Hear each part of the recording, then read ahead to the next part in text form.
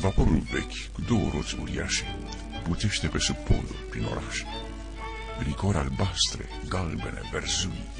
pe puntea uispăgată sorb ludurii. Și cavalerul în frac cu mov joben, ținând în zgardă bile din eben, rotunde, roșii, cu desen subțire, ovale verzi, cuprinse în negre fire, cu clopoței, cu ciucuri, cu lumini, cu trandafiri pictați cu flori de crin, cu valsuri, cu parfum de liliac, chineze cu dragon și vârcolac, franceze cu perechi dansând gavote, barbare cu imagini visigote. Și doamnele ce râsățesc pe punte și cum dezleagă pălării și funte, când trec deșerte cheiuri și palate, cu monștri la ferești iluminate.